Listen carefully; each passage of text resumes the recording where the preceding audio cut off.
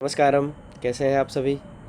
माफ़ करना, थोड़ा सा दिन लग गए हैं वापस आने में मुझे।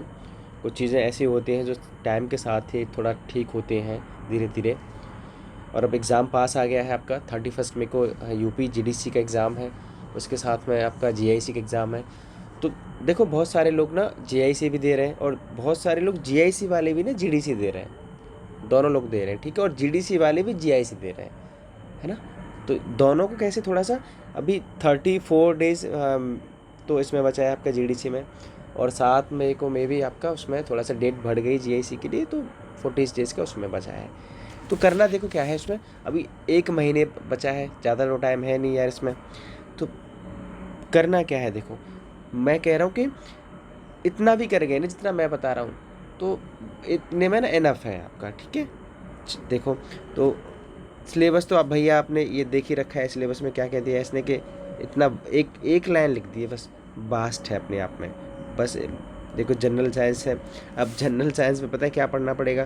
पहले समझ लेना मैं क्या कह रहा हूँ, लास्ट में कंक्लूजन देखना मैं क्या बोलने वाला हूँ, ओके। थोड़ा सा इस पर डिस्कस कर लो। 10 से 12 मिनट की वीडियो रहेगी, बहुत लेकिन यूज़फुल बहुत रहेगी आपको। मैं कुछ रिसोर्सेज भी बताने वाला हूँ आपको। तो देखो, जनरल साइंस का इसका मतलब पता है क्या है? इसमें आपको बायोलॉजी भी, फिजिक्स भी और केमिस्ट्री भी तीनों पढ़नी पड़ेंगी, ठीक है। नहीं ज़रूरत है पढ़ने की, बस मैं बता रहा हूँ कि इसका मतलब क्या है। जनरल साइंस में करंट इवेंट पूरा 1 साल का पढ़ना पड़ेगा आपको। हिस्ट्री ऑफ इंडिया, ठीक है। इसने ये नहीं बताया कि भैया का मेडिवल पढ़ना पड़ेगा या मॉडर्न पढ़ना पड़ेगा। इसने पूरा बोल दिया है कि हिस्ट्री ऑफ इंडिया मतलब तीनों ही पढ़ना पड़ेगा, एनिसेंट हो चाहे मेडिवल हो चाहे मॉडर्न हो, ओके। इंडियन पॉलिटी इकोनॉमी पूरी पढ़नी पड़ेगी। ज्योग्राफी भैया इंडिया और वर्ल्ड की ये भी पूरी पढ़नी पड़ेगी। उसके बाद में मेंटल एबिलिटी और स्टैटिक्स डाटा एनालिसिस, रीजनिंग और मैथ ये भी पढ़ना पड़ेगा, ठीक है। ठीक है। तो ये है कितना, 30 क्वेश्चन का इसका आने वाला है। 30 क्वेश्चन देखो, जैसे यहाँ लिखा है क्या है, 30 क्वेश्चन और प्लस कितना है 90, 120 क्वेश्चन ही तो आना है ना इसमें, ओके। देखो ये वाला, ये रहा 120, 30 और 90, ये वाला। तो और भाई 2 क्राइटेरिया और रख दिए इसने आयोग ने, क्या है भाई? कमीशन के एग्ज़ाम है ना ये, तो 40% पहले तो आपको मिनिमम क्राइटेरिया है पास होने के लिए। पहली श्रेणी तो ये है प्रीलिम्स में, ठीक है। कितना है? 40%।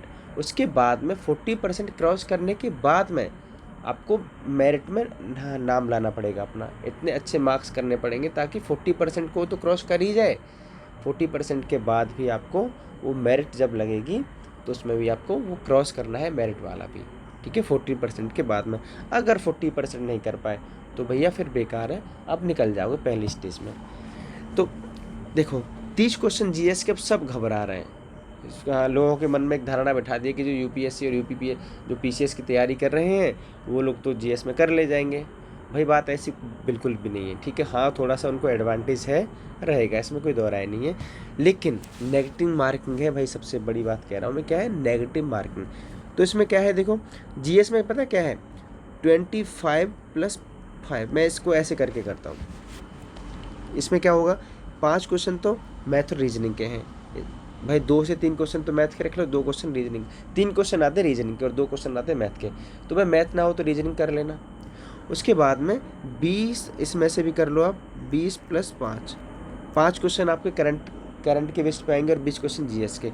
तो जो 20 क्वेश्चन जीएस के हैं ना, इन 20 क्वेश्चनों में से आपको अगर 12 से 13 क्वेश्चन भी कर ले गए और रीजनिंग के 2 से 3 क्वेश्चन भी कर ले गए और किसके करंट इवेंट्स में से 2, कहने का मतलब ये है मेरा, 30 में से कोई भी कैंडिडेट 15+3 18 क्वेश्चन भी कर ले गया ना, अपने आप में ना बहुत अच्छा है, ये एज दे जाएगा आपको।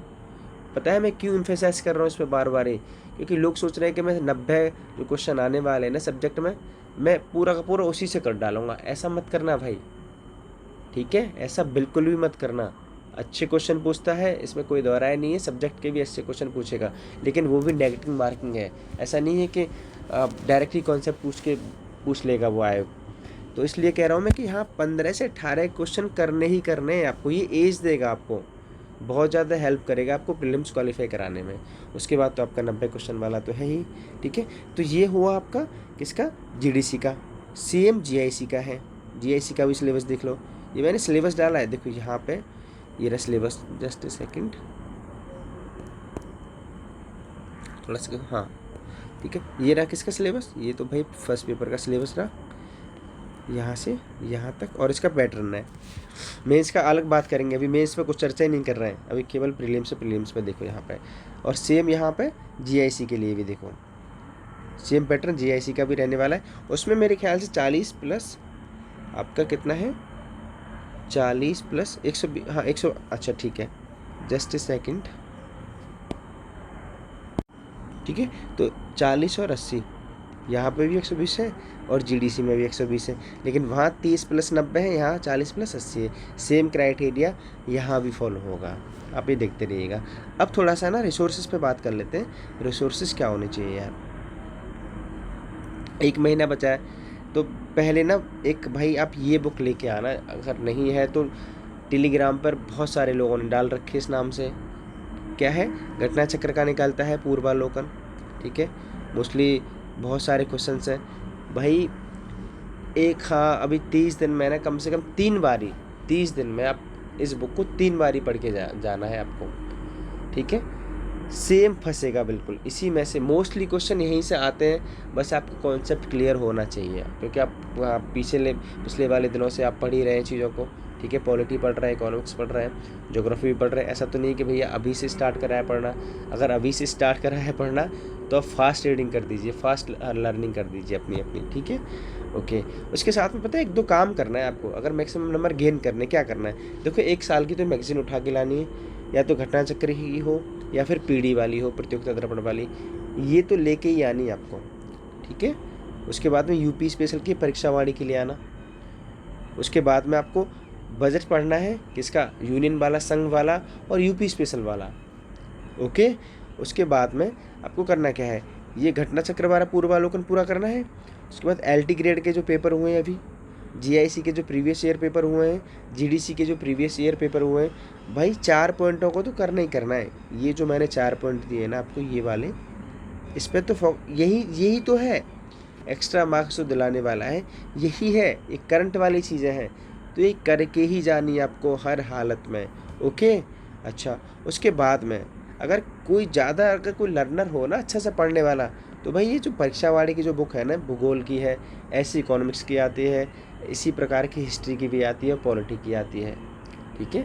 अगर किसी को ऑथेंटिक सोर्स चाहिए तो ये तो 4 बुक मार्केट से उठा लाए, 200 250 पेज की ये बुक है, और भाई 2 सेशन रख ले हर बुक के, 2 घंटे दे दे।